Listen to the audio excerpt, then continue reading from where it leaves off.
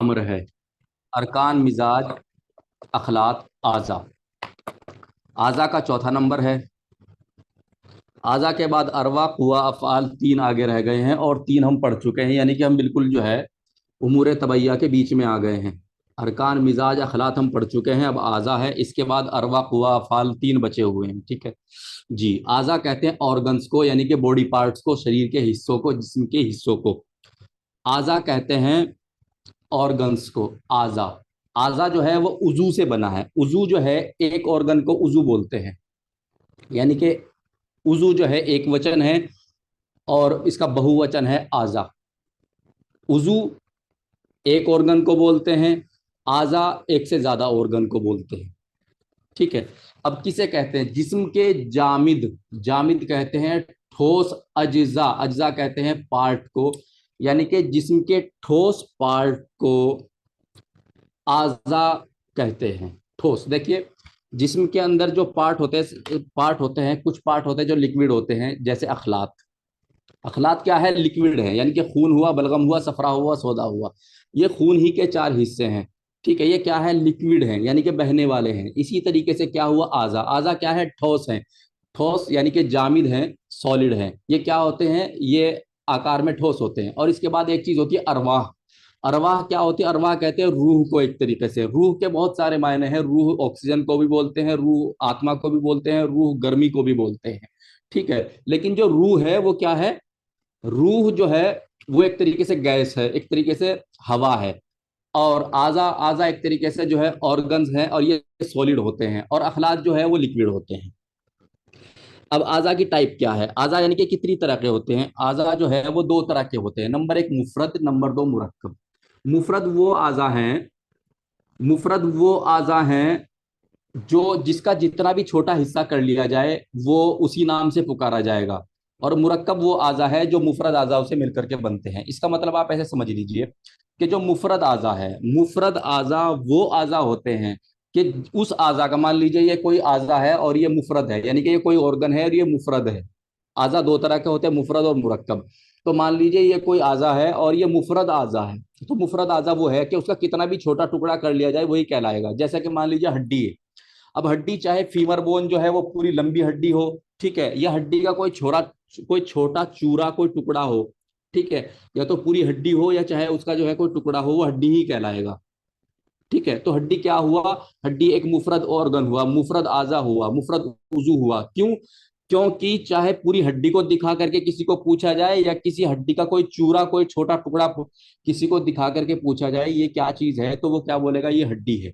तो वो चीज, वो ऑर्गन, वो उजू, जिसका चाहे तो पूरा का पूरा पूरा पार्ट किसी को दिखाया जाए या कोई पार्ट का कोई हिस्सा दिखाया जाए, उसका एक ही नाम लिया जाए, वो क्या होता है? वो मुफरद उजू होता है। मुफरद आजाए मुफरदा में आते हैं। और आज़ाए मुफरद जब आपस में मिलते हैं तो आज़ाए मुरक्कब कहलाते हैं। जो मुफरद होते हैं उनको सिंगल ऑर्गन भी बोल देते हैं एक तरीके से। और इसके दूसरे नाम है आज़ा बसीता भी कहते हैं, आज़ा असलिया भी कहते हैं, आज़ा नसीज, नसीज टिश्यू को भी बोलते हैं। और आज़ा मुश्तबिहुल अज्जा, यानी कि मुश्तबिहुल अज्जा जो है एक यूनानी का नाम है, जिसका मतलब होता है कि उसके कितने भी टुकड़े कर दिए जाए सारे एक जैसे होते हैं। ठीक है, तो आज़ाए असलिया, आज़ाए बसीता, सिंगल ऑर्गन, नसीज, ये वो है कि जिसका जितना भी छोटा टुकड़ा कर लिया जाए वो एक ही नाम से पुकारा जाएगा। और आज़ाए असलिया यानी कि आज़ाए मुफरदा, वो आज़ा, वो ऑर्गन होते हैं जो ज्यादातर मनी से बनते हैं, वीर्य से बनते हैं। ठीक है, क्योंकि वीर्य जो होता है, वीर्य का काम होता है फाइल, यानी कि वीर्य क्या होता है? वीर्य काम करने वाला होता है। एक्चुअली जब माँ के रहम में, यानी कि यूट्रस में जब वीर्य जाता है तो वीर्य में जो स्पर्म होता है, ठीक है, तो वीर्य जाता है, उसी से जो बच्चा की एक तरीके से बच्चे की जो ग्रोथ होती है, बच्चा जो बनता है वो वीर्य को जाने के बाद ही बनता है। तो जो वो ऑर्गन, जो मुफरद ऑर्गन यानी कि आज़ाए असलिया हैं, जो आज़ाए असलिया हैं जो अलग अलग हैं, वो वीर्य से यानी कि मनी से बनते हैं। तो आज़ाए मुफरद, जिनको आज़ाए असलिया भी कहते हैं, आज़ाए बसीता भी कहते हैं, ज्यादातर वो ऑर्गन हैं जो मनी से बनते हैं, वीर्य से बनते हैं। अब आज़ाए मुरक्कबा, आज़ाए मुरक्कबा कहते हैं यानी कि कंपाउंड ऑर्गन। जब आज़ाए मुफरद आपस में मिलकर के कोई आज़ा बना देते हैं, ठीक है, जब आज़ाए मुफरद आपस में मिलकर के कोई आज़ा बना देते हैं तो उसको आज़ाए मुरक्कब कहते हैं। अब आज़ाए मुफरद जो है वो 10 तरीके के होते हैं। अल्लामा करशी, अल्लामा करशी का दूसरा नाम है इब्ने नफीस। अल्लामा करशी का दूसरा नाम इब्ने नफीस है। तो अल्लामा करशी कहते हैं कि आज़ाए मुफरदा क्या है, 10 है। और मैं आपको बताऊं, अल्लामा करशी जो है एक तबीब हुए हैं बहुत बड़े, जिनका दूसरा नाम अल्लामा करशी का इब्ने नफीस भी है। ज्यादातर जो यूनानी में कॉन्सेप्ट कॉन्सेप्ट आजा का माना गया है वो इन्हीं का माना गया है। वैसे दूसरे कॉन्सेप्ट भी हैं और उनसे संबंधित सवाल भी एग्जाम में आ जाते हैं, लेकिन जो ज्यादातर अतिब्बा यानी कि तबीब यानी कि हकीम जो ज्यादातर कॉन्सेप्ट यानी कि सिद्धांत मानते हैं, वो अल्लामा करशी यानी कि इब्ने नफीस का कॉन्सेप्ट, इब्ने नफीस का सिद्धांत ही ज्यादातर मानते हैं। हालांकि दूसरे तबीबों ने भी कुछ अपने कॉन्सेप्ट दिए हैं और उनके जो कॉन्सेप्ट हैं वो एग्जाम में भी पूछ लिए जाते हैं, लेकिन ज्यादातर लोगों ने जो माने हैं वो अल्लामा करशी यानी कि इब्ने नफीस का जो कॉन्सेप्ट है वो माना है। अब इब्ने नफीस का कॉन्सेप्ट क्या है कि जो आज़ाए मुफरदा है, जो आज़ाए असलिया है वो 10 हैं। नंबर एक, अजम। अजम की जमा है इजाम, हड्डी।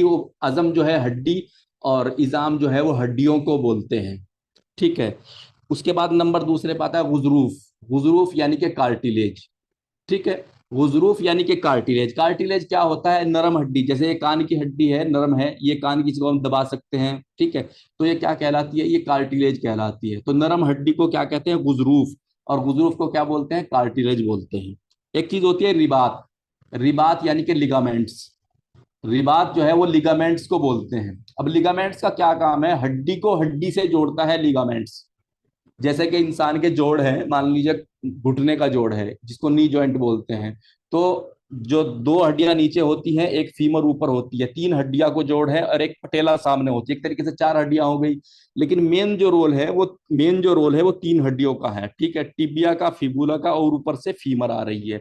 तो ये 3 हड्डियां जो हैं ज्यादातर आपस में जुड़ रही हैं। तो ये जो जुड़ती हैं आपस में, ठीक है, ये लिगामेंट से यानी कि रिबात से जुड़ती है। अगर ये इनमें बीच में लिगामेंट ना हो तो ये हड्डियां नीचे, ये जो हड्डियां हैं ये झूल जाए, नीचे निकल जाए, एक दूसरे से जुड़ करके ना रहे। आदमी के जो जितने भी ऑर्गन हैं, जितने भी जोड़ हैं वो खुल जाएं अगर उनके अंदर रिबात ना हो यानी कि लिगामेंट ना हो। तो लिगामेंट का क्या काम होता है, हड्डियों को बांध के रखना, हड्डियों को एक दूसरे से जोड़ना। उसके बाद क्या होता है, टेंडन। टेंडन को यूनानी में जो जो चौथा उजू यानी कि ऑर्गन है अल्लामा नफीस के नजदीक, वो क्या है, वतर यानी कि टेंडन। टेंडन किसको कहते हैं, टेंडन उसको बोलते हैं जो हड्डी को मसल्स यानी कि मांसपेशी से जोड़ता है। हड्डी को मांसपेशी से जोड़ता है, उसको वतर कहते हैं। वतर यूनानी में कहते हैं, इंग्लिश में टेंडन कहते हैं, ठीक है। और इसका काम क्या होता है, या तो जो मसल्स यानी कि मांसपेशी को मांसपेशी से, मांसपेशी को यूनानी में अजला बोलते हैं। अजला, एक मांसपेशी को अजला और एक से ज्यादा मांसपेशियों को अजलात बोलते हैं। तो तो वतर यानी कि टेंडन क्या करता है, वो मांसपेशियों को यानी कि अजलात को आपस में जोड़ता है और हड्डी से मांसपेशी को भी जोड़ता है। हड्डी टू मांसपेशी और मांसपेशी टू मांसपेशी, यानी कि कौन जोड़ता है, वतर। वतर यानी कि टेंडन जोड़ता है। उसके बाद क्या होता है, गिशा। गिशा कहते हैं मेम्ब्रेन को, झिल्लियों को। मेम्ब्रेन यानी कि झिल्ली, से दिमाग के ऊपर मेम्ब्रेन है, ठीक है। या इंसान का जो मैदा है यानी कि स्टमक है, आते हैं तो इसके ऊपर झिल्लियां हैं, ठीक है। झिल्लियां जो कि कवर करके रखती हैं, अस्तर करके रखती है। जैसे इंसान का पेट है तो स्टमक है, स्टमक है, इंटेस्टाइन है, गाल ब्लैडर है, गाल ब्लैडर है, लीवर हो गया, और जी नीचे क्या बड़ी आंत, छोटी आंत हो गई, गुर्दे हो गए। इन सबको जो चीज ढांप के रखती है, जो ढक के रखती है, उसको मेम्ब्रेन बोलती है, एक तरीके से झिल्ली, ठीक है। तो गिशा, गिशा यानी कि पांचवा जो मुफरत उजू है वो क्या है, गिशा है। उसके बाद शिरियान। शिरियान बोलते हैं आर्टरी को। एक आर्टरी को शिरियान बोलते हैं और एक से ज्यादा आर्टरी को शराइन बोलते हैं, ठीक है। आर्टरी या आर्टरीज, एक आर्टरी को शिरियान और एक से ज्यादा को शराइन बोलते हैं। आर्टरी वो नस होती है जो कि दिल से खून को लेकर के जिस्म में जाती है। जो दिल से जिस्म के अंदर खून लेके जाती है। दिल जब पंप करता है ना, दिल जब झट प्रेशर मारता है और खून जो है दिल से पूरी जिस्म में जाता है, तो वो जो नसें होती हैं उनको आर्टरीज बोलते हैं, यानी कि शिरियान बोलते हैं, ठीक है। एक को शिरियान बोलते हैं और एक से ज्यादा आर्टरीज को शराइन बोलते हैं। इसी तरीके से वरीद, वरीद वेन वो नसें होती हैं जो कि जिस्म में से वापस दिल में खून को लेकर के आती हैं। वापस दिल में, दिल को पहुंचाती हैं जो, ठीक है। एक एक नस को वापस लाने वाली एक नस को वेन, और एक से ज्यादा नसों को वेन्स बोलते हैं। इसी तरीके से एक वेन को वरीद और एक से ज्यादा वेन को औरिदा बोलते हैं, ठीक है। ज्यादा, अगर एक को कहेंगे तो वरीद कहेंगे, और एक से ज्यादा खून वापस लाने वाली को औरिदा कहेंगे, ठीक है। अब एक क्या चीज होती है, जो 8वें नंबर का आजाए मुफरद है, यानी कि वो आजाद जो मुफरद है, असलिया है, यानी कि सिंगल सिंगल हैं, उनका कोई भी छोटा हिस्सा ले लिया जाए और वो वही उजू यानी कि वही ऑर्गन का नाम लिया जाता है। दिमाग व आसाब, दिमाग यानी कि ब्रेन, ठीक है। और आसाब, आसाब क्या होता है, इंसान के जिस्म के अंदर से जो है ना कुछ सफेद सफेद धागे से निकलते हैं, उनका काम क्या होता है, महसूस करना। जैसे मैं अपने हाथ पे हाथ फेर रहा हूं तो मुझे महसूस हो रहा है कि हाथ पे हाथ फेरा जा रहा है, ये कैसे, इसके अंदर आसाब यानी कि नर्व हैं, वो नर्व जो है दिमाग को मैसेज भेजते हैं कि हाथ को हाथ से रगड़ा जा रहा है।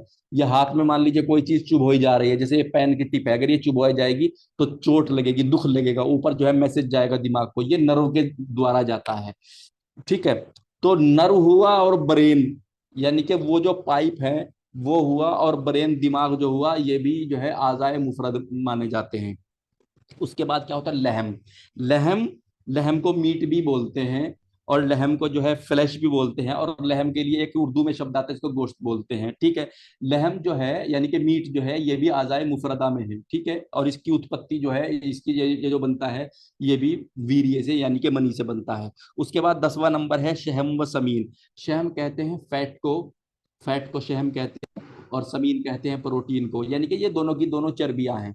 जो फैट होती है वो मोटी चर्बी होती है, और जो प्रोटीन होती है वो पतली चर्बी होती है। फैट को यूनानी में शहम कहते हैं, और प्रोटीन को यूनानी में समीन बोलते हैं, ठीक है। ये 10 ऑर्गन हैं, ठीक है, जिनको आज़ाए मुफरदा कहते हैं। यानी कि ये 10 के 10 जो हैं, आज़ाए असलिया भी कहते हैं, आज़ाए बसीता भी कहलाते हैं। और ये किसके नज़दीक, किसके अकॉर्डिंग, किसके अनुसार, अल्लामा करसी या इब्ने नफीस के अनुसार है, ठीक है। अब अबू सहल देखिए, ये जो 10 ऑर्गन है, ये किसके नजदीक है, किसके अनुसार है, ये अल्लामा करशी का जो कॉन्सेप्ट है उसके अनुसार है, ठीक है। सबसे ज्यादा लोग इसी को फॉलो करते हैं, इसी को मानते हैं, लेकिन कुछ और तबीब भी हैं जिन्होंने अपने अपने कॉन्सेप्ट दिए हैं। देखो, एक तबीब है जिनका नाम है अबू सहल मसीही, इनको खाली मसीही भी लिख देते हैं, ठीक है। और एक तबीब है जिनका नाम है अली इब्ने अब्बास मजूसी, एक ही आदमी का नाम है अली इब्ने अब्बास मजूसी। ये अली इब्ने अब्बास मजूसी, ये जो 4 वर्ड हैं, ये एक ही आदमी का नाम है, अली इब्ने अब्बास मजूसी। और अबू सहल मसीही जो है वो अलग है, और अली इब्ने अब्बास मजूसी जो है वो अलग है, और इन दोनों का ये मानना है, ठीक है। ये जो अली इब्ने अब्बास मजूसी है, इन्होंने एक किताब लिखी है जिसका नाम है कामिलुस सनाआ। तो चूंकि इन्होंने कामिलुस सनाआ लिखी है, इसलिए अली इब्ने अब्बास मजूसी को साहिब कामिल कह देते हैं। साहिब कामिल यानी कि इन्होंने कामिलुस सनाआ लिखी है ना, तो इसलिए इनको साहिब कामिल यानी कि कामिल के मालिक, यानी कि वो जो बुक है, जो इनकी किताब है, उसको लिखने वाले चूंकि उसके राइटर हैं, तो इसलिए इनको अली इब्ने अब्बास मजूसी को साहिब कामिल भी कह देते हैं, क्योंकि इन्होंने कामिलुस सना नाम की किताब को लिखा है। ये जो दोनों तबीब हैं जिनको, ठीक है, एक तो अबू सहल मसीही और एक अली इब्ने अब्बास मजूसी या साहिब कामिल, ठीक है। ये जो दोनों तबीब है, इनका ये कहना है कि भाई देखो, बात ऐसी है, ये जो आर्टरी और वेन है, यानी कि शरियान और वरीद है, ये दोनों अलग अलग नहीं है, ये दोनों एक ही है, और इसको हम क्या कहेंगे, उरूक कहेंगे, वेसल्स कहेंगे, ठीक है। ये दोनों तबीब है, इन्होंने अपना कॉन्सेप्ट दिया कि भाई जो आर्टरी और वेन है, हम इनको अलग अलग नहीं मानेंगे, हम इनको एक मानेंगे। आर्टरी हो चाहे तो खून को ले जाने वाली हो, चाहे खून को लाने वाली हो, और इन दोनों को जो है क्या कहते हैं, इनको उरूक कहते हैं, यानी कि वेसल्स कहते हैं इन दोनों को, ठीक है। तो एक क्या हुआ, जब आर्टरी और वेन दोनों एक हो गए, तो आजाए बसीता आजाए मुफरदा 10 थे, तो कितने हो गए, 9 हो गए। आर्टरी और वेन अल्लामा करशी ने अलग अलग बताए थे ना। और ये जो अबू सहल मसीह और अली इब्ने अब्बास मजूसी, इन्होंने कहा आर्टरी और वेन यानी कि वरीद और शिरियान जो है एक है। तो जब इन्होंने दो को एक कर दिया तो 10 की जगह 9 हो गए। लेकिन इन्होंने आगे क्या कहा कि शैर, शार कहते हैं बालों को, ठीक है, हेयर को। जुफर, जुफरा कहते हैं नाखून को। और मुख, मुख किसको कहते हैं, मुख मुंह को नहीं बोलते, हिंदी में मुख जो है मुंह को बोलते हैं ये, लेकिन यूनानी में मुख जो है किसको बोलते हैं, जो हड्डियां होती हैं, लंबी वाली हड्डियां होती हैं, लॉन्ग बोन्स होती हैं, उनके अंदर बीच में से जो है ना नरम नरम सा निकलता है एक, ठीक हो, जिसको मो बोन मैरो बोल देते हैं। ठीक है। तो ये जो अबू सहल मसीही और अली इब्ने अब्बास मजूसी यानी कि साहिब कामिल है, इन्होंने ये कहा है कि वरीद और शिरियान जो है वो उरूक हैं, दोनों एक ही चीज है, अलग अलग नहीं है। ठीक है। अब इन्होंने 10 के 9 कर दिए, एक कम कर दिया आजाए मुफरदा, लेकिन इन्होंने 3 बढ़ा दिए। कौन कौन से बढ़ाए इन्होंने? नंबर 1 शेर यानी कि बाल बढ़ाया, नंबर 2 जुफरा यानी कि नाखून को बढ़ाया, नंबर 3 मुख यानी कि जो हड्डी के बीच में नरम नरम सा मांस सा होता है, उसको इन्होंने कहा कि ये जो 3 है, नाखून हुआ, बाल हुआ और हड्डी का गूदा हुआ, हड्डी का गूदा बोल देते हैं उसको, बोन मैरो बोल देते हैं, यानी कि ये जो 3 है ये भी आजाए मुफरदा हैं। तो इन्होंने एक कम किया, ठीक है, क्योंकि आर्टरी वेन यानी कि वरीद और शियान को एक कह के उनको कहा कि आर्ट देखिए वरीद और शियान जो है दोनों नहीं बल्कि एक, ये उरूक हैं। ठीक है, यानी कि 9 हैं।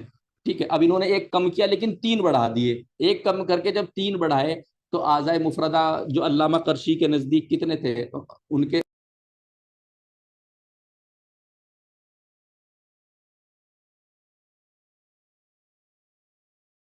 कम किया, और एक कम करने के बाद इन्होंने 3 बढ़ा दिए। ठीक है, तो 10 से 9 हो गए, और 9 से फिर जब 3 बढ़ाए कितने हो गए? 12। तो अल्लामा क्या कहते हैं, अबू सहल मसीही और अली इब्ने अब्बास मजूसी के अनुसार आजाए मुफरदा कितने हैं? 12। कई बार ये पूछ लेते हैं, और कई बार ये पूछ लेते हैं कि अबू सहल मसीही और अली इब्ने अब्बास मजूसी के नजदीक जो आजाए असलिया या आजाए मुफरदा हैं वो कौन कौन से हैं? तो बाकी तो सारे के सारे 9 तो वही हैं जो पहले वाले हैं, यानी कि अल्लामा करशी इब्ने नफीस के अनुसार हैं। 3 जो इन्होंने बढ़ाए हैं, इन्होंने एक तो शहर यानी कि बाल बढ़ाया है, एक जुफरा यानी कि नाखून बढ़ाया है, और बोन मैरो यानी कि मुख बढ़ाया है। ठीक है, तो इस बात को आप ध्यान रखें। अब एक दूसरे तबीब हुए हैं, उनका नाम है इब्ने रशद। इब्ने रशद ने क्या कहा है? इब्ने रशद ने भी ये कहा है कि देखो भाई, ये जो ये जो शिरियान और वरीद है यानी कि आर्टरी और वेन है, ये दोनों के दोनों एक मानेंगे हम, इनको अलग अलग आजाए मुफरादा नहीं मानेंगे। इन दोनों को हम क्या मानेंगे? शिरियान और वरीद को हम कहेंगे ये उरूक है। ये क्या है? ये उरूक है। लेकिन है ये क्या है? ये उरूक है, लेकिन क्या कहते हैं, इनको तो हमने एक मान लिया, अब फिर इन्होंने 9 कर दिया, लेकिन जो अखलात हैं यानी कि दम बलगम सफरा सौदा, दम बलगम सफरा सौदा, ये भी आज़ाए मुफरदा में से हैं। और बाद में अभी जो है अरकान मिजाज अखलात आज़ा अरवा, आज़ा के बाद अरवा आएगा। ठीक है। उमूर तबैया का अमूर तबैया का जो चौथा अमर है वो अरवा है। ठीक है, जो इसके बाद आएगा। यानी कि इब्ने रशद जो एक नए तबीब हैं, उनका सिद्धांत ये था कि आर्टरी और वेन यानी कि शिरियान और वरीद एक है, तो 10 में से एक कम करके 9 हो गए। अब इन्होंने 5 बढ़ाए एक साथ, कैसे? 4 तो इन्होंने अखलात बढ़ाए, खून बलगम सफरा सौदा, इन्होंने कहा खून बलगम सफरा सौदा भी आजाए मुफरदा हैं। और साथ में इन्होंने क्या कहा? जो अरवा हैं ये भी आजाए मुफरदा हैं, यानी कि इन्होंने 10 में से एक घटाया। ठीक है। वरीद और वरीद और शिरियान को एक करके जो है इन्होंने एक कम कर दिया। ठीक है, उनको उरूक बोल दिया इन्होंने, यानी कि वेसल्स, नस बोल दिया इन्होंने कि भाई कहा भाई ये तो नस है। ठीक है, लेकिन कितने बढ़ाए? 5। 4 तो अखलात बढ़ाए, खून बलगम सफरा सौदा, और एक इन्होंने अरवा बढ़ाया। तो जब इन्होंने 9 में 5 जोड़ दीजिए तो इनके इनके अनुसार, इब्ने रशद के अनुसार कितने हो गए? 9 और 5 14। ठीक है। तो इब्ने रशद के अनुसार आजाए मुफरदा यानी कि सिंगल ऑर्गन जो है 14 है। ठीक है। और अली इब्ने अब्बास मजूसी और अबू सहल मसीही के अनुसार 12 हैं, और इब्ने रशद के अनुसार जो हैं वो 10 हैं। अब अगर मैं एग्जाम में पूछूं कि आज़ाए मुफरदा कितने हैं, और मैं ना तो अली इब्ने अब्बास मजूसी और ना ही अल्लामा करशी और ना ही इब्ने रशद का नाम लिखूं, मैं किसी का नाम ना लिखूं, बस डायरेक्ट पूछ लूं कि आज़ाए मुफरदा कितने हैं, तो 10 बताने हैं। अगर मैं किसी तबीब का नाम ना लिखूं तो 10 बताने हैं, और अगर मैं तबीब का नाम पूछूं अबू सहल मसीह के तो 12 बताने हैं, इब्ने रशद का पूछूं तो कितने बताने हैं? 14 बताने हैं। और अगर किसी तबीब का नाम ना डाल के ऐसे ही पूछ लूं कि भाई आज़ाए मुफरदा कितने हैं, तो फिर आज़ाए मुफरदा का अल्लामा करशी वाली बात बताई जाती है, क्योंकि ज्यादातर तबीब उन्हीं को मानते हैं। ठीक है, ये हमारा हो गया। अब इसके बाद देखिए, ये जो आज़ाए मुफरदा है, अज़म यानी कि हड्डी है, गुजरूफ यानी कि कार्टिलेज है, रिबात यानी कि लिगामेंट है, और जी वतर टेंडन हुआ, गिशा मेम्ब्रेन हुआ, शिरियान व शराइन आर्टरी और आर्टरीज हो गया, वरीद और ओरिदा वेन और वेंस हो गया, दिमाग व असाब ब्रेन एंड नर्व हो गया, लहम गोश्त मीट फ्लैश हो गया, शहम व समीन को फैट और प्रोटीन बोलते हैं। ठीक है, अब हम इनको थोड़ा थोड़ा सा जान लेते हैं, पढ़ लेते हैं, समझ लेते हैं। अब सबसे पहले क्या हुआ, अजम, अजम, ठीक है, या इजाम, यानी कि बोन्स को पढ़ते हैं हम। सबसे पहले हड्डी के बारे में जानते हैं, हड्डी क्या है।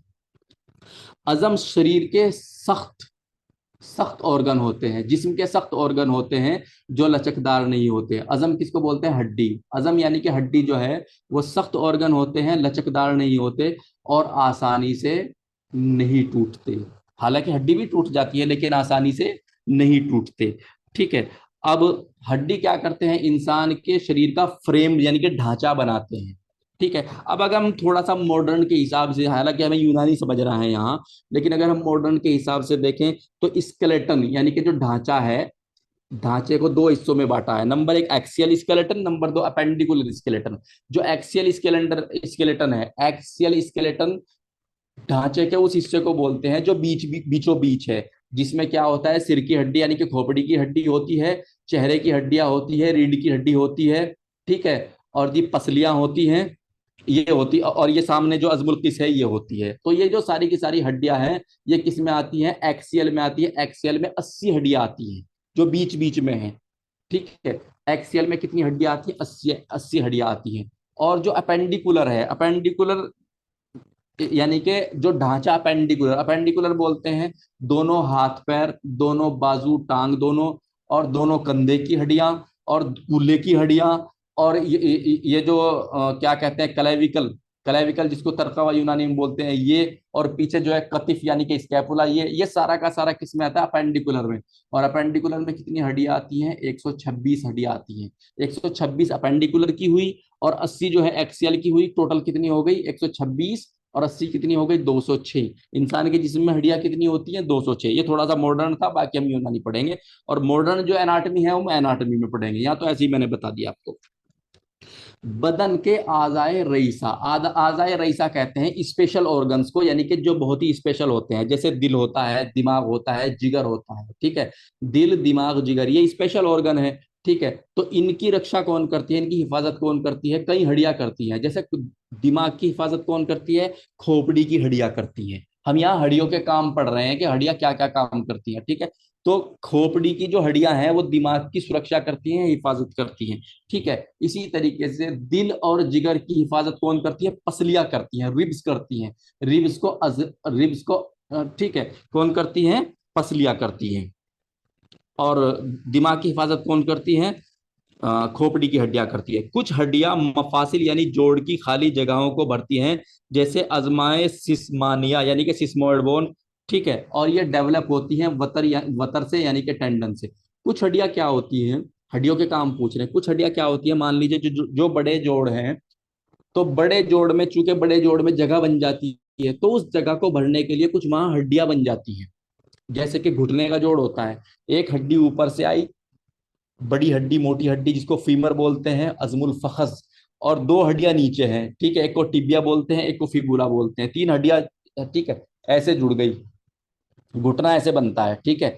लेकिन सामने एक हड्डी है जिसको चबनी बोल देते हैं, इसको बोलते हैं पटेला यानी कि सिस्मानिया यूनानी में बोलते हैं, और इंग्लिश में बोलते हैं सिस्मोइड बोन। ठीक है। तो कुछ हड्डियां ऐसी होती हैं जो बड़े जोड़ों में, जो जोड़ों के बीच में खाली जगह होती है ना, उसको भरने के काम आती है। और ये किससे बनती है, ये टेंडन से यानी कि वतर से बनती है। जैसे कि घुटने में जो अगले वाली हड्डी होती है ना, इसका काम क्या है, जो घुटना चूंकि बड़ा जोड़ है, बल्कि सबसे बड़ा जोड़ जो है इंसान के जिस्म का, कौन सा होता है, घुटना होता है। ठीक है। तो चूंकि इसमें खाली जगह बनती है, अब जब खाली जगह इसमें बचती है, तो इस खाली जगह को कौन भरता है, सिस्मोइड बोन यानी कि सिस्मानिया, अजमात सिस्मानिया यानी कि सिस्मोइड बोन्स भरती हैं।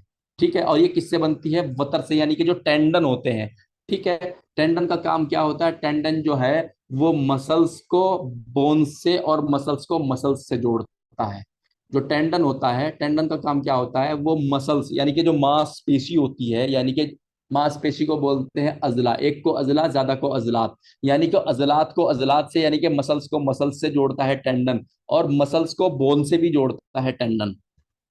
ठीक है जी। कुछ हड्डियां दूसरी हड्डियों को गुजरूफ, कार्टिलेज और रिबात लिगामेंट को सहारा देती हैं। कुछ हड्डियों का काम क्या है, जो गुजरूफ यानी कि कार्टिलेज यानी कि जो नरम हड्डियां हैं, ठीक है, और लिगामेंट, लिगामेंट मतलब दूसरी इन चीजों को जो है, जो दूसरे लिगामेंट और कार्टिलेज वगैरह हैं, इन्हें इन्हें सहारा देती है। जैसे हायोइड बोन, इंसान के गले में एक हड्डी होती है, ये जो कव्वा होता है ना, जब इंसान बोलता है ऊपर नीचे भागता है, इसको हायोइड बोन बोलते हैं। हायोइड बोन का क्या काम है, जो लिगामेंट्स हैं, ठीक है, और जो लिगामेंट्स हैं और जो कार्टिलेज है उनको बांध के रखती है ये, ताकि वो इधर उधर ना भागे, ठीक है। और कुछ हड्डियों का क्या काम होता है वो कैविटी बनाती है। कैविटी का मतलब होता है खाली जगह बनाती है, क्योंकि खाली जगह की जरूरत होती है। जैसे नेजल बोन, अगर यहाँ पे हड्डी ना हो तो ये तो चिपक जाएगा फिर, अगर नाक की हड्डी नहीं होगी तो चिपक जाएगा ना, और जब चिपक जाएगा तो हवा तो अंदर नहीं जाएगी।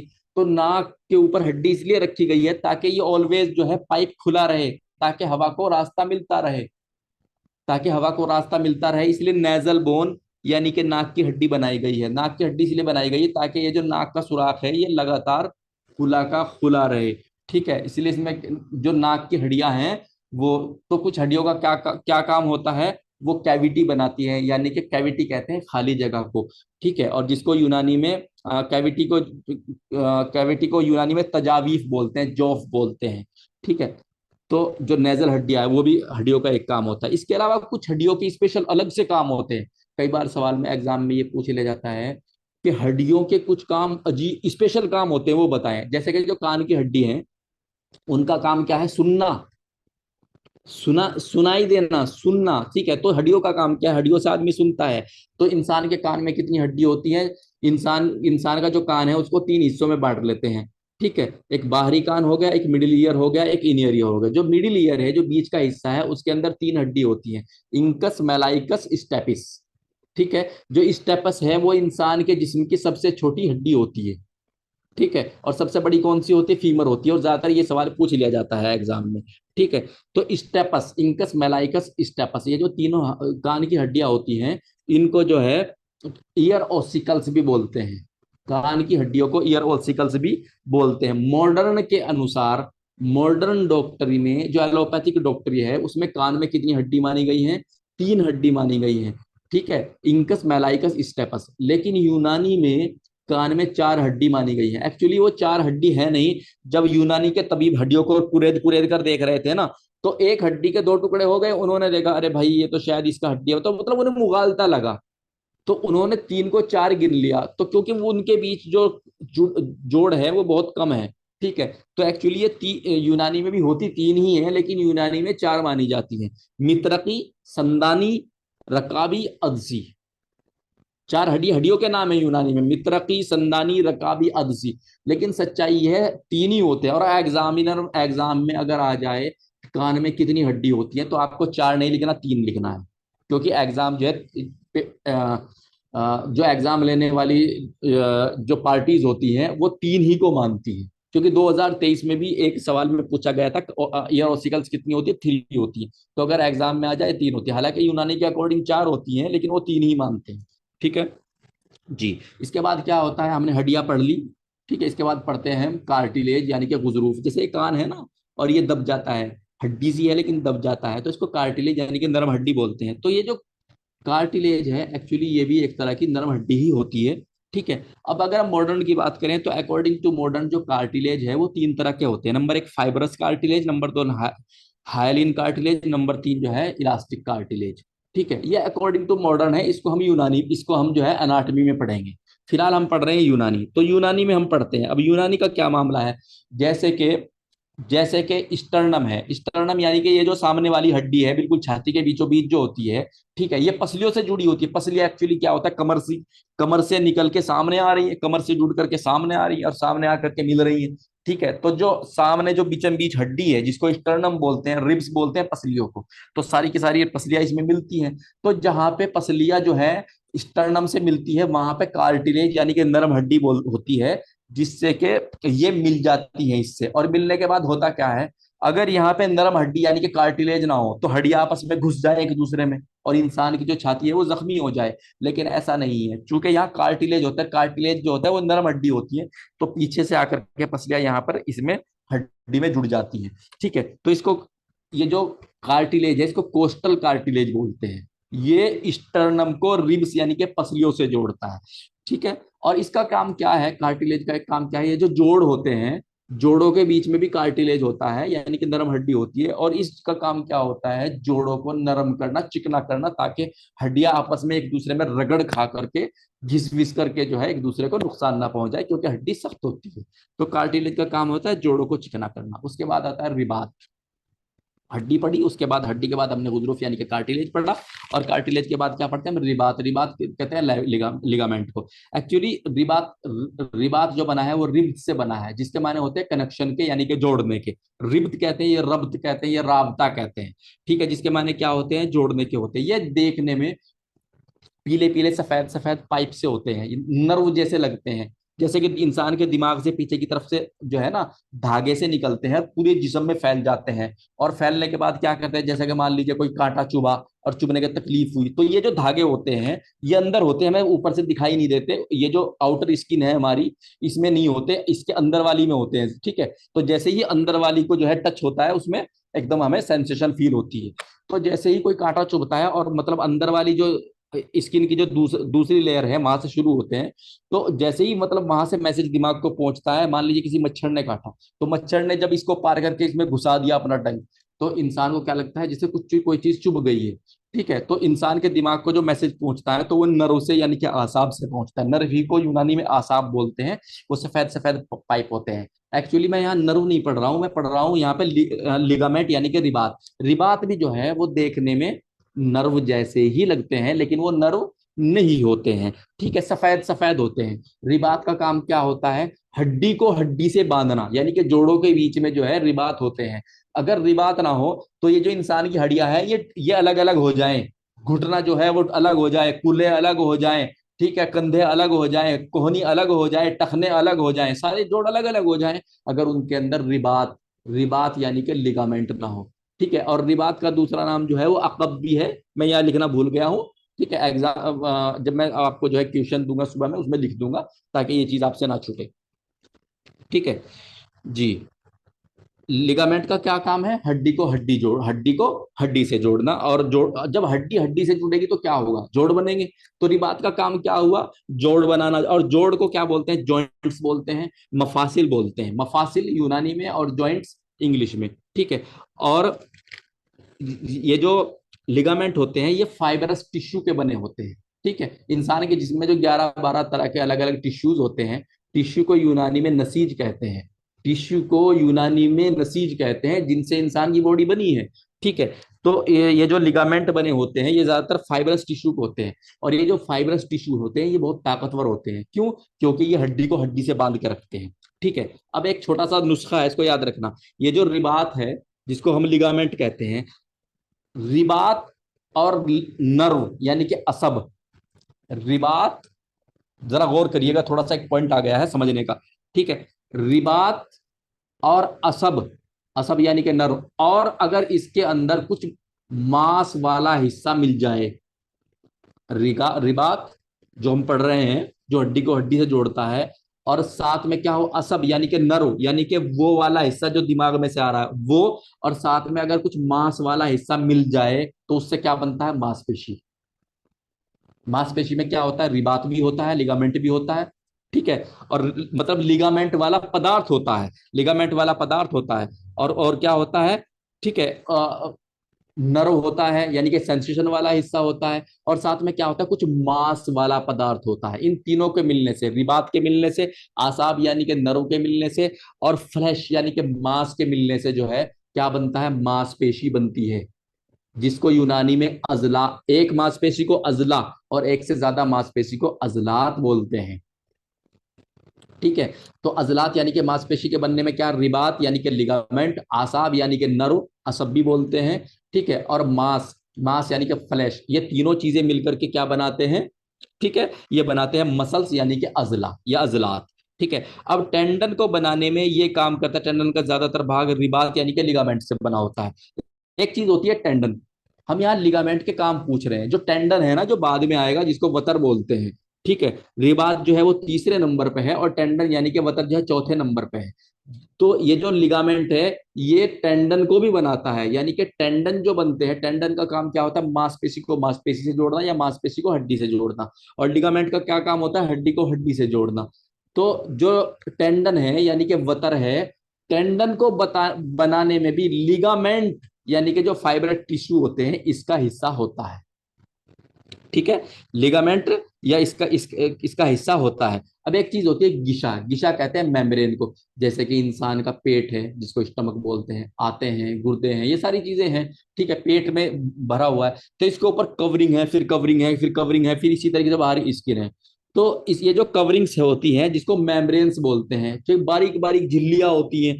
ठीक है, कुछ मोटी मोटी झिल्लियां होती हैं। तो मेम्ब्रेन्स को भी क्या, मेम्ब्रेन्स को बनाने में भी यानी कि लिगामेंट का योगदान होता है। इसके अलावा आर्टरी और वेन की यानी कि जो नसें हैं, आर्टरी और वेन यानी कि शरीयान और वरीद, इनको बनाने में भी लिगामेंट यानी कि रिबात का योगदान होता है। तो लिगामेंट क्या क्या बनाता है? लिगामेंट यानी कि रिबात शरीयान और आर्टरी की दीवारों को बनाता है। गिशा, गिशा कहते हैं मेम्ब्रेन को, झिल्लियों को, उनको बनाता है। और साथ में टेंडन को बनाता है। और क्या बनाता है? मसल्स को बनाता है। किसके साथ? मसल्स को बनाता है। लेकिन मसल्स को बनाने के लिए इसे आसाब और मांस के साथ मिलना होता है।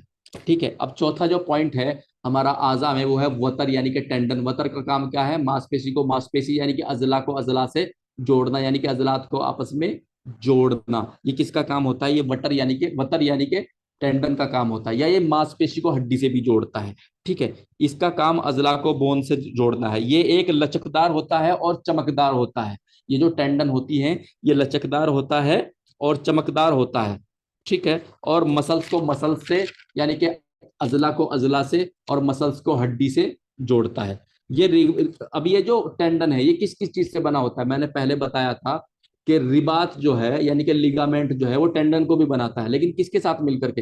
रिबात जो है टेंडन को बनाता है आसब के साथ मिलकर के। जब रिबात यानी कि लिगामेंट असब यानी कि नरों के साथ मिल जाता है तो क्या बनाता है? वतर बनाता है। आपको ध्यान रखना है, क्या रिबात और अजला यानी कि लिगामेंट और मसल, सॉरी, नरो, यानी कि रिबात, रिबात को क्या बोलते हैं? लिगामेंट। और असब को क्या बोलते हैं? नरो। दोनों चीजें मिलकर के क्या बनाती है? वतर यानी कि टेंडन। और रिबात और असब, अगर इसके अंदर मांस का भी कुछ हिस्सा मिल जाए तो इसका क्या बनता है? मांसपेशी। यानी कि रिबात और असब आपस में मिले तो वतर यानी कि टेंडन मिल गया। और इसी के अंदर अगर मांस का भी कुछ हिस्सा बन जाता तो ये क्या बन जाती? मांसपेशी बन जाती, अजला बन जाती, मसल्स बन जाती। ठीक है जी। अब पांचवी चीज है गिशा यानी कि अगशिया यानी कि झिल्लियां, यानी कि झिल्लियां, मेम्ब्रेन्स। ठीक है, मेम्ब्रेन्स देखिए मैं आपको क्या बताया था, मसल्स कैसे बनती है? लिगामेंट यानी कि रिबात, असब यानी कि नर्व, और अगर इसके अंदर कुछ मांस का हिस्सा हो जाए तो क्या बनता है? मांसपेशी बनती है, अजला बनता है। ठीक है, मांसपेशी बनती है, अजला बनता है। लेकिन रिबात यानी कि लिगामेंट, असब यानी कि नर्व, यहां तक तो ठीक है। अब अगर इसके अंदर मांस का हिस्सा ना मिला करके फैट मिला दिया जाए, चर्बी मिला दी जाए, मांसपेशी मांस का हिस्सा नहीं मिला रहे इसके अंदर, इसके अंदर हमने चर्बी मिला दी, फैट यानी कि शहम मिला दिया, तो इसकी क्या बन गई? इसकी बन गई मेम्ब्रेन्स। ठीक है, रिबात और असब के बाद अगर इसमें कुछ मांस का हिस्सा मिला दिया गया तो मांसपेशी हो गई।